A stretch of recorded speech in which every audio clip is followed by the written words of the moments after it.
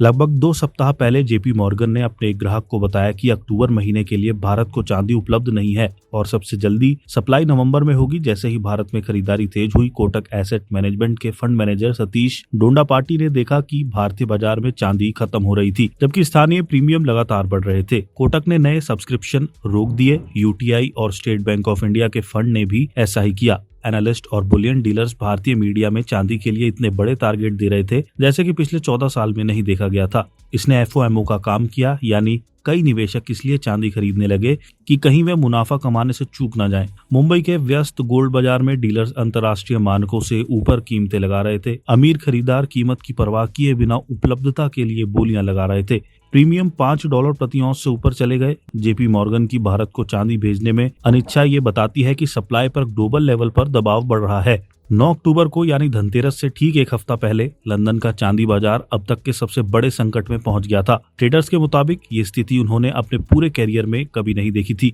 London में अचानक बाजार में तरलता खत्म हो गई, यानी विक्रेताओं की कमी हो गई। इससे पैनिक फैल गया और रातों रात चांदी उधार लेने की लागत 200% तक बढ़ गई। बड़े बैंक इस जोखिम से बचने के लिए बाजार से पीछे हटने लगे। नतीजतन बोली और पूछ कीमतों में भारी अंतर आ गया, जिससे ट्रेडिंग लगभग ठप हो गई। एक वरिष्ठ बैंकर ने बताया कि ग्राहक लगातार कॉल कर रहे थे, लेकिन बैंक खुद कीमत तय करने से डर रहे थे। कुछ लोग तो फोन पर गुस्से में चिल्लाने लगे।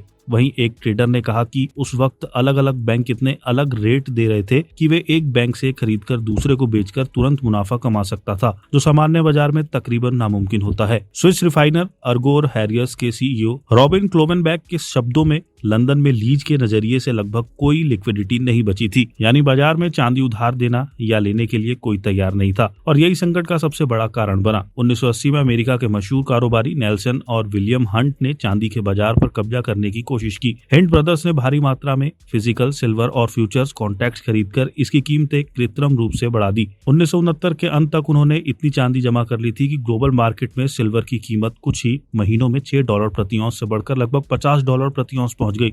इस उछाल से पूरी दुनिया में हड़कंप मच गया और इसे सिल्वर बुल रन कहा गया।